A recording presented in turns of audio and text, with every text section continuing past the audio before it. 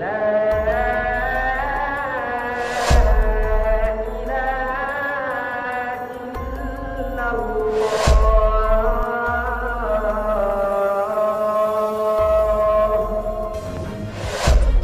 Turki Erdogan kirim 5.000 pasukan ke India.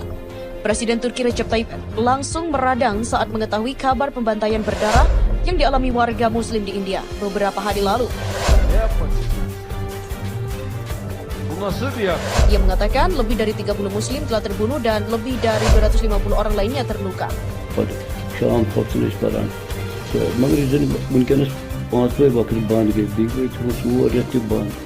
एक लम्हे के लिए भी काफिर समझना हराम कतई और एक काफिर को एक लम्हे के लिए भी मुसलमान समझना हराम कतई जब तक वो कलमा तय्यब ला इलाहा इल्लल्लाह मुहम्मदुर रसूलुल्लाह का।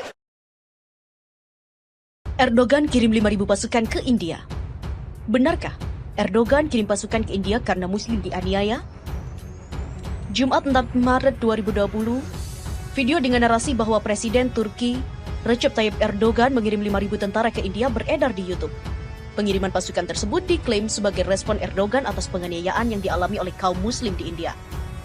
Pada 23 Februari 2020 lalu, memang terjadi bentrokan antara kelompok yang pro dan kontra terhadap pemberlakuan amandemen Undang-Undang Kewarganegaraan India. Undang-Undang Kewarganegaraan ini memudahkan non-Muslim dari negara tetangga untuk mendapatkan status kewarganegaraan dari pemerintah India. Mereka menolak, menyatakan undang-undang ini bias terhadap Muslim. Salah satu kanal YouTube yang membagikan video berdurasi 3 menit 11 detik itu adalah kanal Daftar Fakta, yakni pada Rabu 4 Maret 2020. Video ini merupakan kompilasi dari foto Erdogan, foto ulama Zakir Naik, foto Menteri Agama Fahrul Razi, serta berbagai cuplikan video parade militer Turki. Adapun narasi lengkap terdapat dalam video itu adalah sebagai berikut. Presiden Turki Erdogan kirim 5.000 pasukan ke India. Presiden Turki Recep Tayyip langsung meradang saat mengetahui kabar pembantaian berdarah yang dialami warga Muslim di India beberapa hari lalu. Dan maklum, Erdogan selama ini dikenal sebagai simbol kebangkitan negara Islam. India saat ini menjadi negara di mana pembantaian telah meluas. Pembantaian apa? Pembantaian Muslim. Oleh siapa? Hindu, kata Erdogan. Tidak hanya itu, Dr. Zakir Naik juga menyerukan kepada para pemimpin-pemimpin Muslim untuk tidak diam saja melihat penganiayaan yang dialami oleh Muslim India di New Delhi. Ia mengatakan lebih dari 30 Muslim telah terbunuh dan lebih dari 250 orang lainnya terluka. Kebanyakan karena serangan peluru dan bahkan penyerang juga mengabaikan bayi dan menghancurkan rumah, toko, dan tempat ibadah umat Muslim. Melihat kondisi tersebut, Zakir mengajak seluruh umat Muslim untuk berjuang sesuai dengan kemampuan melawan tindak penganiayaan yang terus meningkat. India memang tengah menjadi sorotan dunia setelah meletus kerusuhan berdarah di New Delhi yang menewaskan puluhan korban jiwa tak berdosa. Data terakhir, korban meninggal mencapai lebih dari 42 orang, korban luka mencapai ratusan. Kerusuhan yang meletus di New Delhi dipicu dengan pro kontra Undang-Undang Kewarganegaraan Muslim. Dan ini menjadi kerusuhan berlatar belakang agama yang terburuk setelah tahun 2002, di mana saat itu lebih dari 1.000 orang meninggal. Aksi keji di New Delhi tersebut juga mendapat reaksi keras di Indonesia. Menteri Agama atau Menak Fahrul Razi prihatin dan mengecam keras peristiwa kekerasan atas nama agama tersebut. Menak menghimbau agar umat beragama di India tidak merusak nilai kemanusiaan atas nama agama. Sedangkan pengurus besar Nahdlatul Ulama dan PBNU meminta pemerintah India melakukan langkah-langkah yang strategis untuk segera mendamaikan masalah-masalah di dalam negerinya terkait bentrokan antara Muslim dan kaum Hindu garis keras yang merupakan mayoritas. Dan hingga artikel ini dimuat, video tersebut telah ditonton lebih dari 85.000 kali. Bapak paham? Kalau begitu, kita jadikan ini sebagai karakter kita. Ya. Salat kita nanti di mana, Pak? Di rumah, di toko, di warung, di kebun, di masjid. Biarkan selama kita di masjid, kita menyerap sebanyak-banyaknya energi positif yang ada di dalam masjid ini. Biarkan kita menyerap sekuat-kuatnya energi langit yang Allah turunkan kepada orang yang berjemaah di masjid yang rutin menjaganya. Kita serap selama-lamanya, selama-lama mungkin. Maka orang yang terbaik dari orang yang sholat itu adalah yang paling awal datang masjid, yang paling terakhir keluar dari masjid. Ke masjid dia jelas beribadah, jelas beribadah. Ini orang yang terbaik di antara kita adalah yang paling pertama ke masjid, yang paling terakhir keluar dari masjid. Alun mengaji, orang lain nyelum saji dulu. dia sudah tahiyatul masjid, dia sudah berzikir, baca doa, dia sudah membaca Al-Quran, ya. Lalu ketika orang azan, ya, dia langsung bisa melaksanakan qabliyah, sholat sunat qabliyah. Lalu dia sholat berjamaah, dia ambil shaf yang paling depan. Yang kayak gini ini nih, ini yang pasti akan paling dipercaya oleh Allah Subhanahu wa Ta'ala. Baik, sebab-sebab yang membolehkan perang dalam Islam.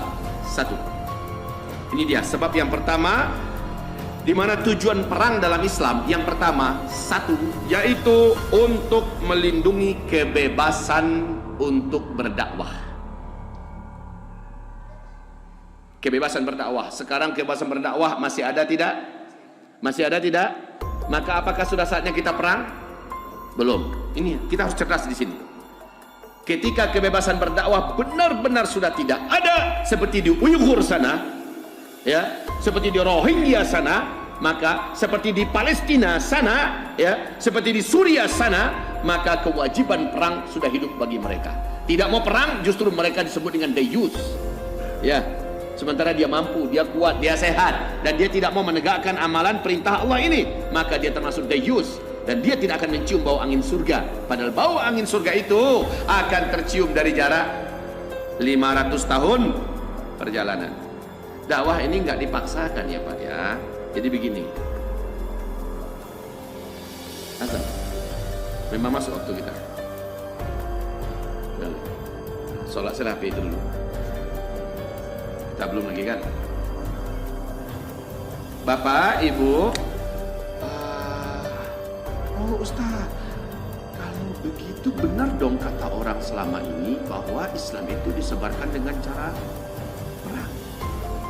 Pedang itu digunakan untuk penyebaran Islam. Buktinya nih, Islam dakwah itu diantarkan dengan pedang. Bukan begitu Pak konsepnya. Makanya saya katakan ini penting sekali kita ilmui. Ternyata Islam ini tugasnya Allah turunkan ke muka bumi agama Islam ini untuk menyelamatkan manusia dari api neraka Allah, ya, dari api neraka Allah. Maka setiap manusia di bumi ini berhak mendengarkan tentang Islam.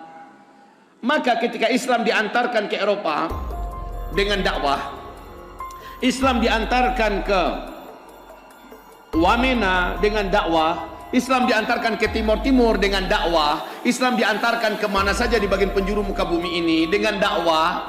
Selama pemerintah daerah itu tidak menghalangi dakwah ini sampai kepada warga di sana, maka tidak ada perang. Setelah mereka didakwahi, ternyata penduduknya terang-terangan menolak Islam, ya sudah selesai. Kita mundur, kita keluar, dan berarti penduduknya tidak mau untuk menerima Islam. La ikraha fiddin, nggak dipaksa kok. Tapi ketika kita ingin berdakwah, penguasanya, pemerintahnya menghalangi, tidak boleh, tidak boleh, tidak boleh, tidak boleh. Sementara kita ini adalah dari bahagian pihak pemerintahan Islam. Awas ya, perang ini juga beretika. Jangan perang sendiri-sendiri. Oh, kayaknya dakwah sudah mulai dihalangi masuk ke Bukit Tinggi. Perang! Tidak begitu Pak. Komando perang itu dari pemerintahan Islam.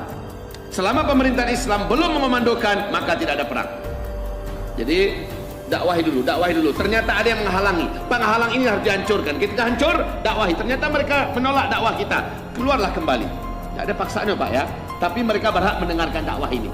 Mereka berhak mendengarkan Islam ini. Setelah itu terserah mereka. Kalau mereka masih Islam, alhamdulillah. Mereka tidak mau masih Islam, terserahlah. Yang penting dakwah sudah disampaikan. Nah, kalau ada pihak-pihak yang menghalangi, apakah itu negara, apakah itu militer, apakah itu gerombolan, kelompok organisasi inilah yang dihancurkan. Ya, ketika mereka sudah membukakan diri, masuklah kita. Begitu konsepnya ya. Jadi dakwah ini, perang ini ternyata untuk melindungi dakwah. Pastikan dakwah ini aman. Diterima atau nggak terima itu hak daripada orang yang didakwahi. Begitu Pak. Oke. Nah ini yang pertama. Yang kedua, tujuan daripada masih dalam masuk nomor 1 ini, tujuan daripada perang ini adalah melindungi orang-orang beriman yang dipaksa untuk murtad dari imannya. Kalau bisa dilindungi, lindungi. Kalau tidak bisa dilindungi, maka dan kita tidak mampu juga untuk memberikan pembelaan, maka sekali lagi kita juga tidak wajib berperang ke sana. Kita yang di dalam nyawa kita terancam, kita dipaksa murtad, maka kita dibenarkan untuk membela diri kita dengan menghidupkan api perang itu. Seandainya kita terbunuh, kita syahid. Seandainya kita terbunuh, kita syahid. Seandainya kita nyerah saja, Ustaz, kami nyerah saja, gorok kami di leher kami digorok, gimana Ustaz? Kalau dia adalah laki-laki yang lemah, Allah maafkan. Kalau dia adalah orang yang sedang sakit berat, Allah maafkan. Kalau dia adalah wanita, Allah maafkan. Kalau dia adalah anak-anak, Allah maafkan. Allah jadikan mereka syahid karena dibunuh gara-gara agama. Tapi kalau dia adalah laki-laki yang kuat dan sehat, dia tidak melakukan pembelaan terhadap agamanya dan nyawanya, sementara laki-laki sehat, Allah tidak terima kematian orang ini. Allah tidak terima kematian orang ini. Kenapa? Dia wajib hijrah atau dia wajib melawan? Pilih yang mana? Kalau dia bisa hijrah, ya hijrah. Allah sudah maafkan dia karena dia hijrah. Tapi dia bertahan di situ, melawan tidak, akhirnya digorok. Padahal dia punya tenaga, dia punya kemampuan. Sehingga hendaknya mencikih kepala orang, kalau dia punya tenaga. Ambil batu pungkangan ke orang itu, nggak mampu dia. Ambil balok, pokokkan ke orang itu, nggak mampu dia. Pasti mampu. Maka tidak diizinkan orang ini apabila dia mampu, sementara dia menyerah saja untuk digorok lehernya. Saya sedih sekali Pak, disusun anak-anak muda. Kan ada tuh fotonya yang menyebar di kita. Disusun anak muda, ditelanjangi bajunya, kemudian disuruh duduk dalam keadaan kaki diikat, tangan diikat, ya. Lalu habis itu mereka digorok satu-satu. Ya Allah, kasihan sekali mereka muda-muda, kuat-kuat, sehat-sehat, mau digorok begitu. Saya hitung jumlah mereka 18. Jumlah yang orang-orang orang-orang gunung yang turun di Papua itu jumlahnya 24 orang. Mereka pegang tombak, mereka pegang panah. Kenapa nggak ngelawan? Minimal agak berapa orang mati di antara mereka, betul tidak? Ini nggak digorok-gorok aja begitu. Mati mereka ini mati yang tidak terhormat, mati konyol. Nauzubillah. Kita sholat dulu ya. Habis sholat kita lanjutkan sedikit lagi. Astaghfirullah, subhanakallahumma wa bihamdika, asyhadu an la ilaha illa anta, astaghfiruka wa atubu ilaik. Assalamualaikum warahmatullahi wabarakatuh.